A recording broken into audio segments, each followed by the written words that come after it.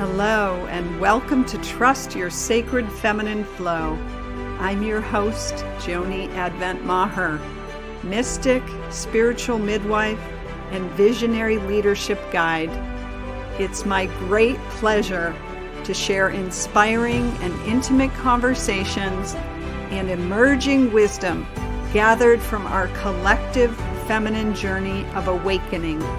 My guests are revolutionary women at the cutting edge of both personal and global transformation.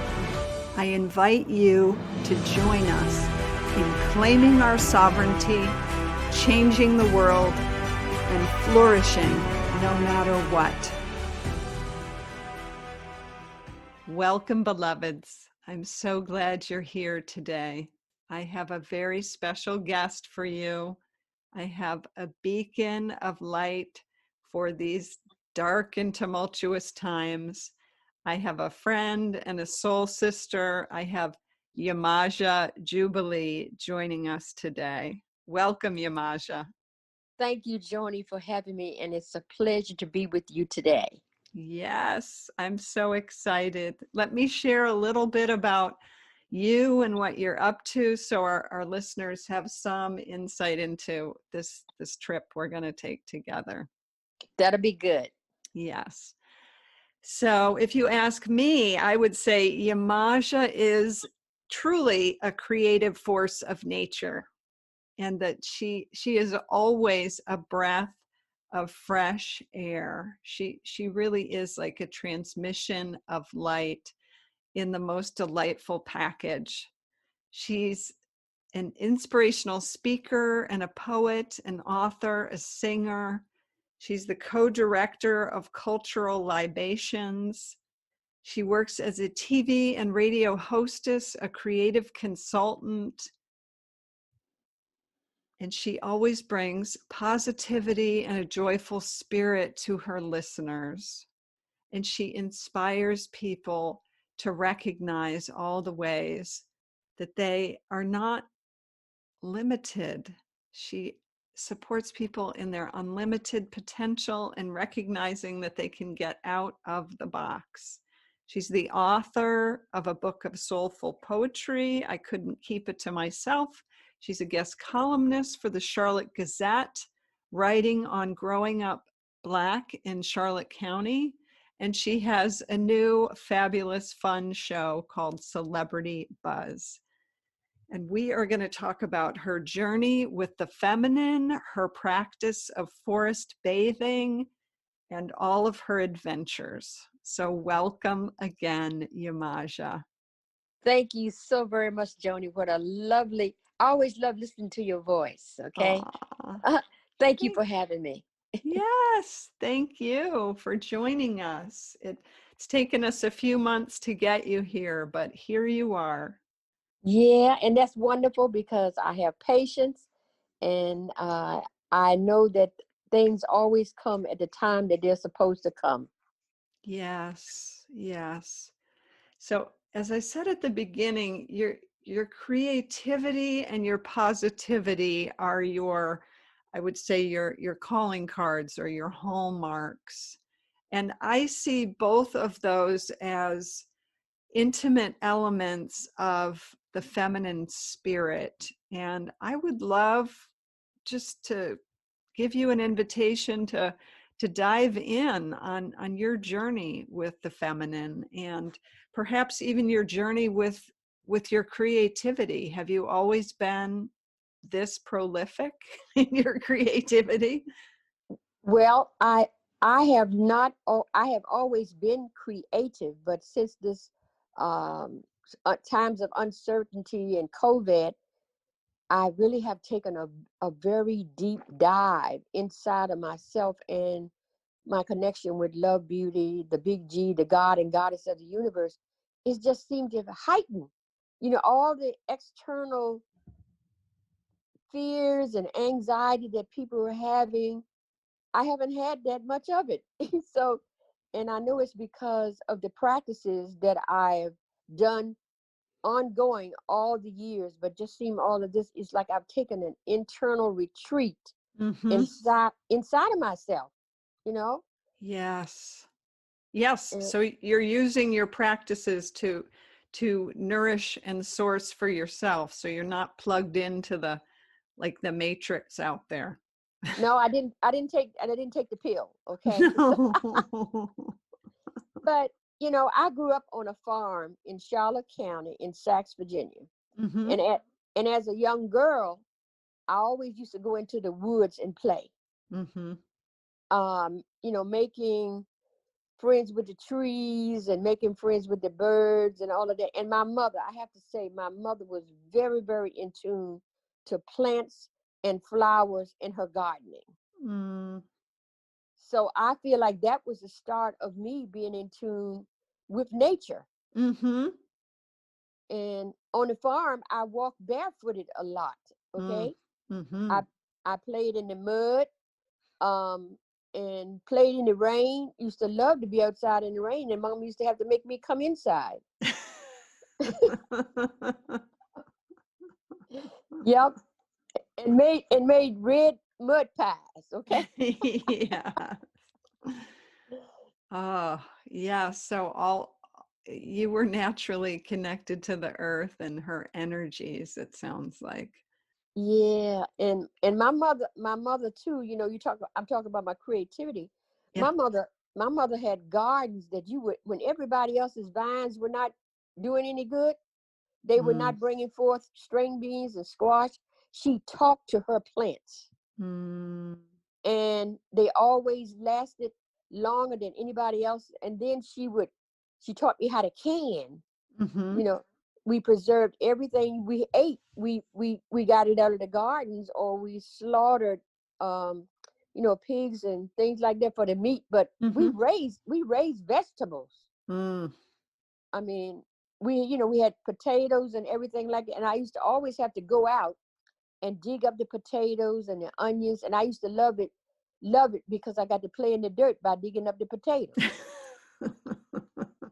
So you were really close to the earth Yes. as a little one. And what a beautiful foundation to have. It's so interesting how so many, I think, are trying to get back to those roots of what you're describing was your childhood. Yes, yes. And so, and when I look at my childhood and I look at where I am now, I've gone back to where Mm. I was, because it's always been there, but with life taking on layers of programming of how you Yes. need to be especially as a woman, you know, Yes. the roles you're supposed to play as a wife and a mother. And also too, what happened too, I found that the religious background that I was raised up with, it what did it do? It shamed me Mm. for not being what the religion said, and I had to work through a lot of that by finding the feminine energy, because that was just really a lot of masculine energy. Mm-hmm. Yes. So you were raised, I'm guessing, in a more traditional, perhaps Christian church. And so just that patriarchal Yes, perspective that, yes, yes, yeah, that yes. the supremacy of the masculine as Oh, it. definitely. And that God was a man with a white beard, sitting on the throne, writing down everything that I did, and I was Mm, worthless. I was a sinner. There was no room for any feminine at all in that concept. mm, mm. And I'm wondering, when you were growing up, how were race and spirituality, was there any link there around religion and race, or? Well, going back to the articles that I'm writing, a series of articles for the Charlotte Gazette, because I'm talking about my experiences growing up as a Black woman in Charlotte County. You Mm-hmm. know, the last piece that I just wrote that would be in the Charlotte Gazette next week is called Light Bright, Almost White, but Not White. Okay. Mm-hmm. And I grew up with a lot of racism in the neighborhood. And, Sure. and I grew up with a lot of, I grew up with signs that said Jim Crow laws, with signs that said colored. And Mm-hmm. I was not permitted to play with the white kids. Mm-hmm. Uh, I went to segregated schools. And then in the church, going back to the church, when you walk in the door, there was white Jesus, Oh, there were white angels, and then the yeah. Lord's Last Supper was all white people. All of that Yes. affected Yes. me. Of So, course. and then too, having to be, I remember one thing about growing up Black that really affected me as a young girl was seeing the Ku Klux Klan ride by my house and burn a cross in the field across from the house. I Wow. was I was terrified. Of course. How old were you then? Do you Uh, remember? prob probably 12, 13 years old, if not younger. That Oh, age, it terrified me. yes. So your positivity doesn't come from a life free from challenge or free from really seeing the we'll say harsh potential that we humans can do to each other. So I believe it makes it even more, I'm going to say, valuable or inspiring that you have found a means to have a direct connection with the divine and with an outlook of positivity given all of that. Yes, definitely. And it's been a process. It's a Yes. process of knowing, sitting, praying, meditating, and keeping that nature up front and finding that energy that for me that works for me. It may not work for somebody else. I had to come into it on my own. Mm-hmm. And I I met two ladies in 1986, and I lived in Chattanooga, Tennessee. Mm-hmm. And those ladies, and I referred to those were, I never had any women of color to be my close friends Mm. Really? because no, because all the, not at that point, Mm-hmm. but not, there were some women, but they were not spiritual. Okay.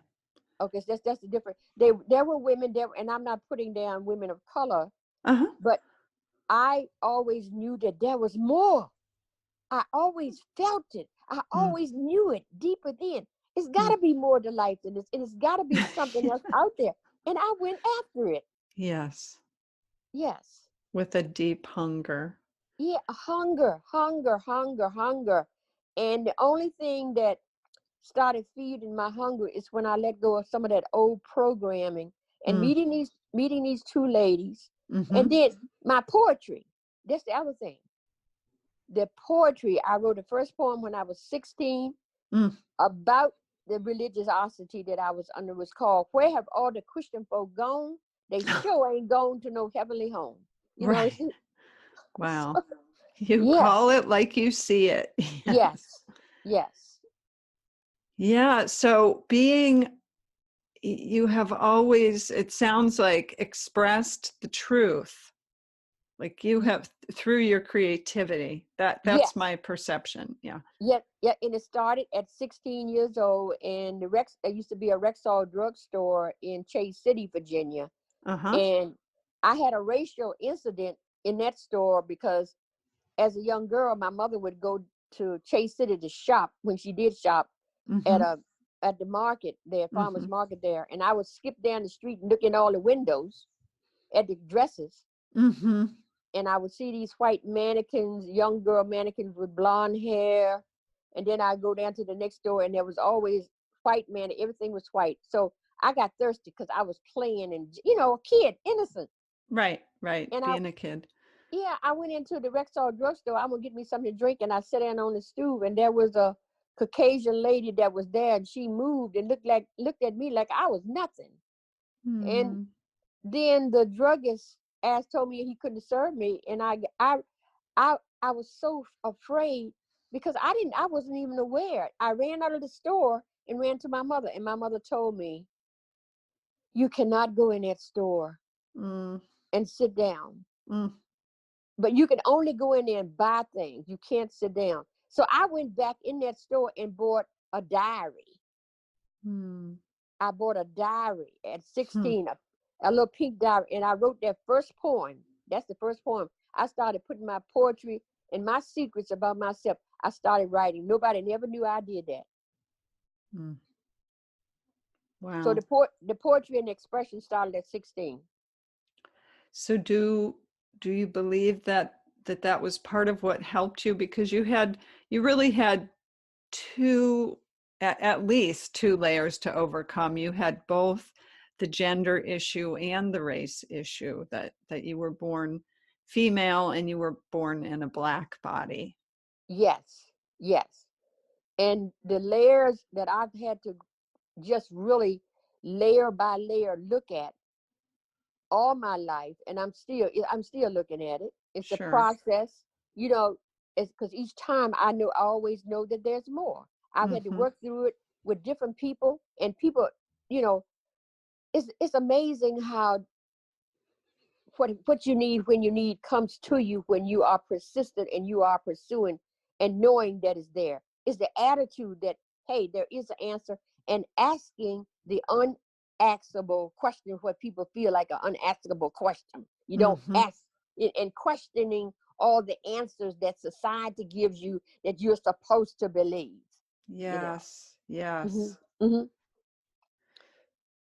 Oh, so tell us about your current forest bathing practice. You shared a little bit about the roots, but when and how did you start getting into that? And take us through an imaginary walk with you through the forest. Oh, gladly, gladly make a smile on my face and a joy in my heart. I love to I love to dance and move. You know, I taught Nia, and I've taught lots of movement, gentle movement exercise. Mm-hmm. And one of the things that I got into when I go into the forest, like I said, it started when I was young. But when this pandemic came, um, I found that if I stayed longer, the more connected I felt, you Mm. know, and I started sitting on specific things in the forest. Say, for instance, I enter the forest, I might hear a brook Mm. running, the water trickling, and I look up at a tree, a tall oak tree, and I talk to the tree and thank the tree that you're here today. And then I go hug it. I hug the tree. I sit down for a while. I have specific places that I go to in Forest Hill Park and in Rockwood Park. Uh-huh. I I either sit on a rock, and when I sit on a rock, I get what I call downloads from the goddess of the universe, Mm. because I always get more, and I become more in touch and in tune with spirit just sitting on a rock. And I recorded a lot of those downloads that I get. I go the next day, I go back, and I might be told to sit on a log that has been rotting, and I sit there. It's not rotten to me because I sit there in peace and I receive the message. I sit on it, I look up and I listen to the birds sing, and I get a song. Uh, Sometimes I see owls in the daytime, Mm. and I know that that's a spiritual sign. Sometimes it'll be someone's dog that'll come up to me and be real, real friendly, and they'll tell me, "Well, that dog has never been friendly before," because I know my vibration is high. Mm-hmm. And Mm. I have a rock that I sit on that's shaped like a heart in Rockwood Park. I will sit there some days, and then when I walk across the stream that's in Forest Hill Park, I stand in the middle of it and I just throw my arms up and just receive all the energy from the trees. I talk to the trees, and then I go and I smell the fragrance of each tree. Mm. I hug the tree. Every tree has a different fragrance. Hmm. The pine, the Mm-hmm. oaks, Mm. all the trees have a different fragrance. And I thank the trees. Mm. And then I put my back up against the trees and I ask them to remove any negativity that's out of my body, Mm. that's in my body, out of my body. And then I just hug it and sit there. And then I'll go from that spot. I have every 20 minutes when I walk, Mm-hmm. I set my alarm on my telephone so that I know that I have to find some place to sit in the silence and in the stillness. Mm. And as I walk from 10 to 20 minutes barefooted. Oh, Yes. in And the they forest. in the forest, Wow. you know, Wow. if I'm walking on a path that might have some pine cones and Mm-hmm. needles like that, I'll take my time because that slows my meditation. It's a meditative walk. Mm. It's a very meditative, and my feet, I know the energy of the earth rises in my feet and I can just feel it. Mm. And some days I sit on a park bench and I allow the sunlight and I thank the sun for being out today, you know, Yes. and having the birds fly across. And I talk to the sun, I talk to the clouds. I found pictures in the clouds. I get very playful. It's it's it's a childlike experience. You have to be childlike in order to receive. To me, I get excited about that. Yes. And even in the rain, Joni, I have a red umbrella, Uh-huh. and there are certain stumps that are in Rockwood Park Uh-huh. that I play with. You know, I sit there and I let the umbrella up and sit on the stump, and then I'll take a picture of that stump for the day and thank that stump. It's and then I see the birds flying across the lake there wherever I am, and I'll talk to them, and then sometimes there are ducks, and I even talk to the ducks because they come, or there are different types of insects. There's an otter that's in Forest Hill Park, and then Mm. there are herons, and there are all kinds of wildlife. And I've made friends with the wild, not only that, the wildlife, but the trees.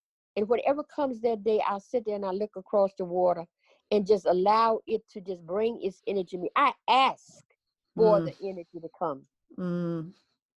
Mm. Mm. Yeah. So it seems as though you have just stayed in that childlike wonder, or you have returned to that childlike wonder, and it is a doorway for you. Yes, it definitely is the doorway, and it's been the key for me in these Yes. times of uncertainty. And I have to tell you, more I have got. One week I got 8 poems. Okay. And 8 that's the poems. yes. That's a lot. Yeah, and I have a new book called Soul to Soul Uh, that are 12 poems that I'm writing with Martha Hyde, the goddess of soul. And mm, she's painting the paintings, interpreting the poems. And one of the first poem in the book is about a letter to my younger self, okay? aw, mm-hmm, About rainbows and colors, like the colors of the chakra. That's the first poem in the book, right? But mm-hmm. it came as a result of me being in touch with my childlike state. Yes. And I don't write the poetry. I don't. Yes. If I try to write it, I can't make it happen. So how does it happen? I channel it, I download it. Mm-hmm. Put a pen to paper, and let's see what's gonna come up next. I had the new program that I have, Celebrity Buzz, on Mm-hmm. studiowbuzz.com. I had not written my monologue for the opening show, Mm-hmm. and I was trying to make it happen, and I got so frustrated. And I'm saying, Yemaja, you know that this is not how it works. And I went for like 2 to 3 days. I had no monologue. And what happened? I woke up the morning of the show about 2:30, 3 o'clock, maybe a little bit late, maybe 3 o'clock. And I sat down at my dining room table and I wrote the whole monologue in less than 15 minutes. God Yes. wrote it. I didn't Yes. write it. Right. Okay. I downloaded it. Yes. Yes. And that is the receptivity of the feminine, Yes. for sure, that it can be easy in that way. We don't have to struggle or fight or work so hard for it to come. So I just want to note that I'm going to say, have an exceptional level of trust in allowing that, because one of the biggest struggles I see in whether it's people I work with or just people I know, it's that trusting to allow that to come through. So is there anything you can tell us about how you came to that, or maybe you've always had that trust?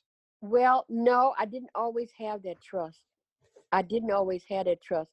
One of the things, going back to the programming and the conditioning that I got as a woman, that to be a wife and a mother, and to do those roles that are ascribed to us as women, it pushed it all away. Mm. And I lived in Nashville. I lived a lot of different places, and then I lived in New York. And when I was in New York, um, it started coming back up really, really, really, real big, because I had to use my creativity to implement programs, and I wanted to be different from everybody else. Mm-hmm. So, Unique and and different. yeah, different, unique, and the gifts that I had came through. Mm. And um, I remember having to come up with things that would enhance the quality of lives for the seniors that I work with. And Mm. I had I put flowers on the table, you know, just making bouquet, had a florist to donate flowers Mm-hmm. and decoration. I surrounded them with beauty, and that beauty was of a divine feminine energy. Yes, You know, absolutely. the beauty of flowers and the smell and the fragrance of all different kinds of flowers. And I remember them being so appreciative of when they had to eat, they had a centerpiece of flowers on their table, Mm. and the tablecloths to match. I believe in in the energy of the colors. Mm-hmm. Ab- Okay. Absolutely. Yeah, the vibration of the colors matters and Yeah, yeah. is real. Yes. And then I would wear also bright colors. I had someone to tell me yesterday when I was on in my trip to the forest yesterday. She said, "Oh, you got on all those bright colors. Don't that look good?" Yes, it does.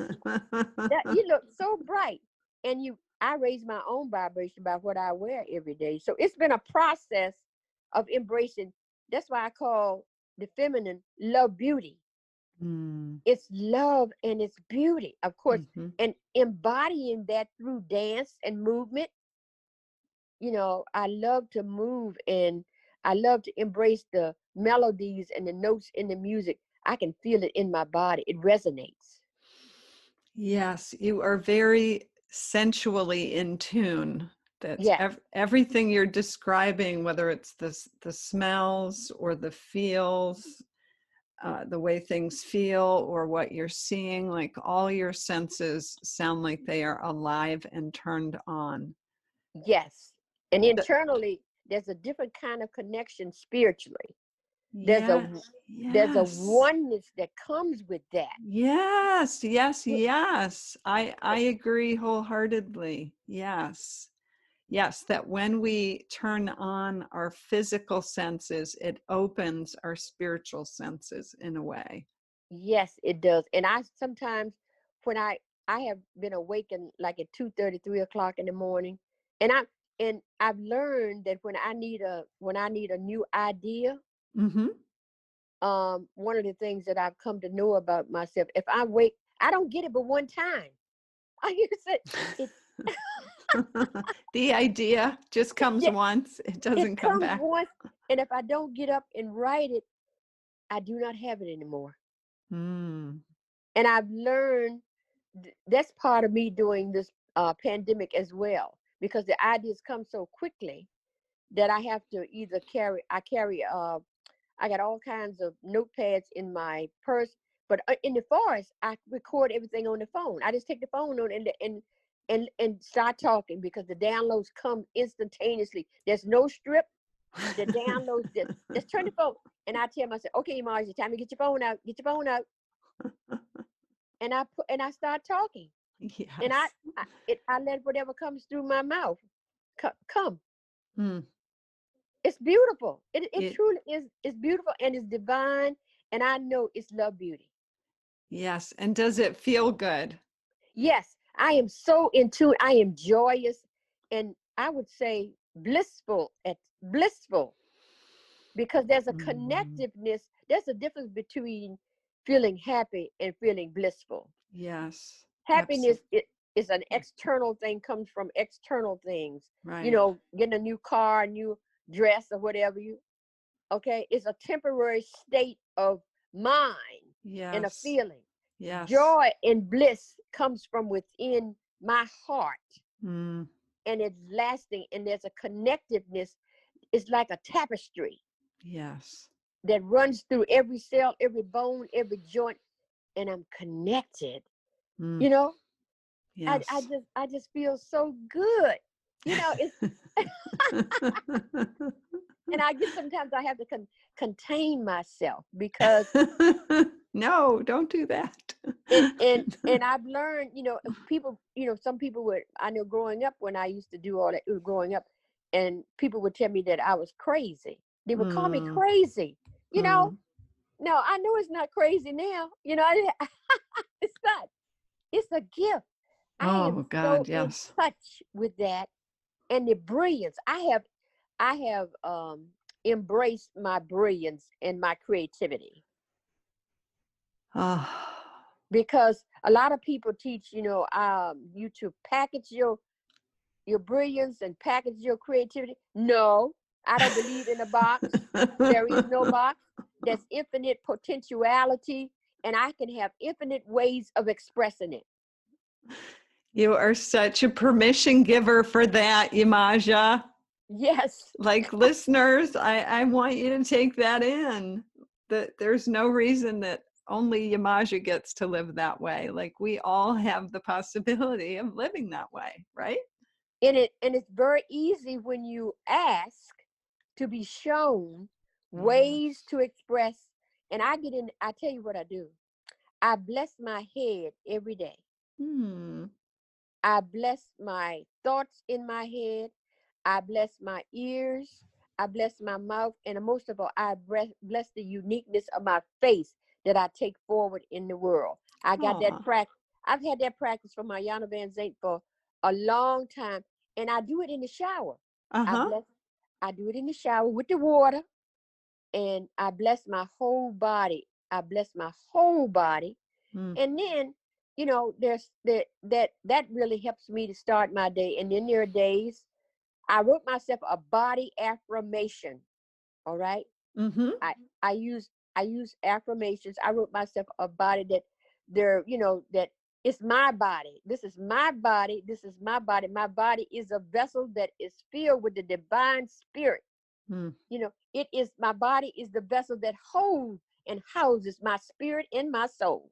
You Hmm. know, so I Yes. do I do all those things, you know. And that's how you maintain a vibration that is exceptional.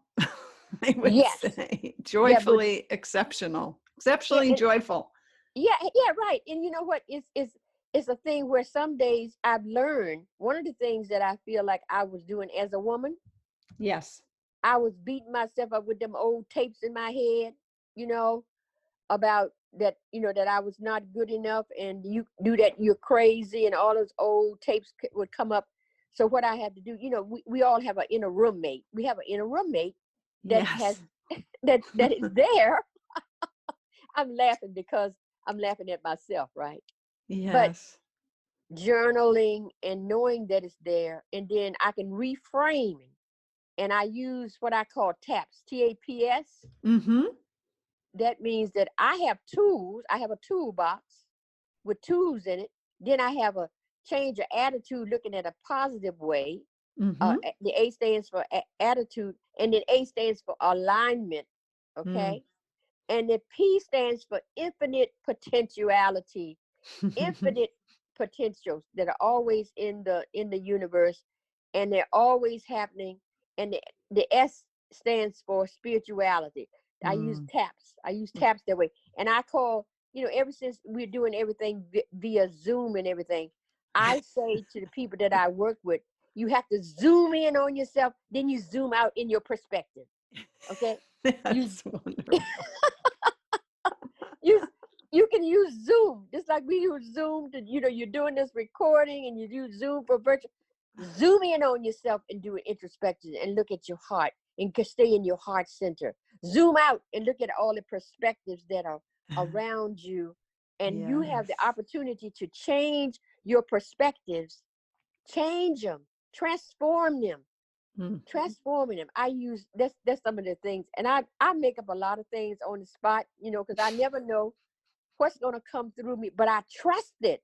Going back Yes. to what you were saying, Yeah. I've learned to trust it. Yes. Yes. So I have to ask you, because I don't think your given name was Yemaja, was it? No, my given name. See, that's the other thing that had to change. Yes. Yes. I want to hear about that. My birth given name was Ann Dolores Brown. Wow. And through my life, that name never fit. And, Yes. and because of the programming that I had received, that you had to be married, you have 2.5 kids, and live in a nice house and send your kids to school, I ended up, what happened was, I thought that if I was married and got a married name, Mm. that was going to be it. Mm. And I did it one time and it didn't work. Okay. Mm-hmm. Mm-hmm. And then I did it another time and it didn't work. Mm. Okay. Then I did it another time and it didn't work. Oh boy. And by the fourth marriage, I got told by my ex husband that I need to go somewhere and find myself. Wow. He told me I should find myself. And so what happened was, even before that, the process had started before him, because I was never comfortable. The married names didn't make me. I Right. And what happened, as I went along, I wrote poetry. In my book, Couldn't Keep It to Myself, all the poems talk about my transformation. But when I changed my name, it was in a dream. I Wow. didn't. I had a dream that I was on this altar and I was dressed in purple and all the Wow. smells were ethereal. And there were these white beings in white There were beings that were in white robes. Mm-hmm. They didn't say a word to me. It was telepathically said to me that your name is now Yemaja. And Wow. every time you hear that, it's going to take you back to who you really are. You will now be called Yemaja. Wow. Yemaja. Wow. And they gave that to me telepathically. Wow. Yeah, and the last poem in that book, Couldn't Keep It to Myself, is called What's in a Name. What's Wow. in a Name? Because the more names that I took on from being married and thinking that that's where I had to be, it got worse for me until, Mm. because I was in this process after the third marriage, I had started working on myself more deeply. Mm-hmm. And by the time that I got to the fourth marriage, and my girlfriend, those two ladies I told you I met a long time ago, Mm-hmm. they teased me and say, look, you had to do it one more time. You didn't get it. You didn't get it. But I finally got it. And when my ex said, go somewhere and find yourself. And what I did was, when I knew I was on the edge of something, my name had changed to Yemaja. And I woke up one morning and I heard a voice, this wonderful voice saying, it's time to leave. Wow. And I had never asked spirit to show me when I needed to leave a marriage before. Mm-hmm. I had never asked. And I was in that marriage, miserable, married to a person that was an alcoholic. Mm. And all of the things that were going wrong were related. I had put myself into therapy in a women's group. I was in a Mm-hmm. women's group. Mm-hmm. I drove like 30 miles to go to the special women's group because I interviewed therapists. Okay. Mm. And so she told me, you have been the biggest thing that has happened to you in life with these three other marriages. There's one significant thing that's true to every situation, and that is the common denominator is you. Sobering. Yes, So. yes. So I went back and I asked uh Love Beauty to show me what I need to do, when I need to, if I needed to leave, show me. Mm. If I needed to stay, show me. And it woke me up after a couple of years. It was some years there. And I heard it say, it's time to leave. And I Oh. sat up in the bed because I thought, okay, where am I? What is that? And went back to sleep, and it came back again. And on the third time, I got it. Okay. Wow. And I left, and I never looked back. And then when, going and finding myself, I found out that I already had myself, Mm. because I covered it up with all the addictions and the marriages and what people Mm. think of me and how I was going to be. It was there Yes. all the time. It's in all of us. Yes. Absolutely. Yes. So I get to talking on about it, but my journey has been one where I have evolved into owning my voice. I have moxie. Okay. Yes, you do have moxie for sure. Yes. And I work, I do my meditations and walking in the forest as a way to go higher. Like I said, my vibrational level has been risen, and I do a lot of reading. I do a lot of reading, and I do a lot of writing. And all the poems, I tell you, I've got so many poems now, with the new book coming out and all the ones that I have new poems. I have all these poems. Yes. So I want to know if people were interested in your books, purchasing them, how can they do that? Well, they can go to Amazon.com, Okay. and you'll find Couldn't Keep It to Myself on there. And the new book, Soul to Soul. Actually, I got two new books coming out. Tell Um, us. yes, Soul to Soul is with Martha Hyde doing the art, Mm-hmm. and then that'll be out by the end of the year, if not in January. And then Sisters Setting in the Blessings is a book with all Black women Mm. giving paying homage to a poem that I wrote called Sister Setting in the Blessings, and how what person mentored them, what person was a role model for them Wow. through their life. And I'd like to read this poem called She. It's very short to you. Yes, Okay. please, please. It's called She. And it says, my mind was inspired today by someone God sent my way. She wore a beaming smile, and I could tell her heart was filled with love. Mm. And as she began to talk and to explain, I felt, wow, this sure feels good to be in the presence of positive thinking again. Mm. And as I began to share my hopes and ideas and even my dream, I felt so completely at ease. I knew when the conversation had ended, she was someone I would come to know and love her. And at last, I would be able to call her my friend. And what I discovered was she was me and I was she. Mm. Wow. That is my heart. I can feel the warmth and the kind of radiance emanating from my heart. That's quite beautiful, Yemaja. Thank you. You're welcome.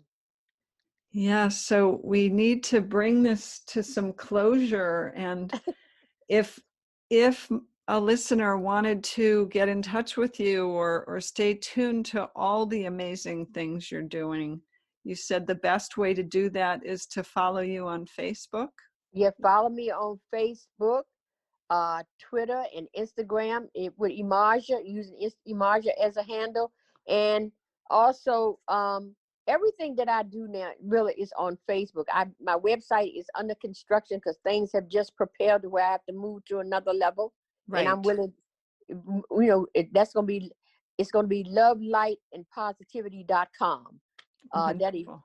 That'll go up, that will be going up. And I just want to say to to give a nugget to people that are listening to this, to never ever ever ever ever ever ever ever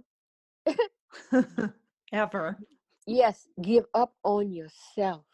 Mm, Become your own best friend. mm. and surround yourself with your soul tribe. And Yes. soul stands for spiritual oneness used for living. Mm. And when you have people in your circle that are growing, and not the people, all the people have to be where you are. Have some people that are far beyond, you want to be like them, and not have people that are on the same level, because you don't grow. I've learned that with people that are on the same level with you. You know, you have to have people surround, have a soul tribe, Mm. a soul tribe. And also too, in having a soul tribe, you support someone else's growth. And in the times where, make it a diverse group. I have diversity in my soul tribe, you know, Yes. that you know, everything now. We as women are so powerful. We are powerful, you know. Amen. Yes. And Dr. Lamar Price said something that has stuck in my mind. He is saying that of the species, the male and the female, the woman is the one that has the power. And when you wake up knowing that you have that power to yourself, you can do extraordinary things for yourself and for your community. Mm. I love that. Mm-hmm. It's so true. It's so true. And I think for most of our lives, many of us have either disowned that power or been frightened of that power. But I would say the time is now. The time is now. And I always, when I go out, I have another poem called Shitty Days, right? Yes.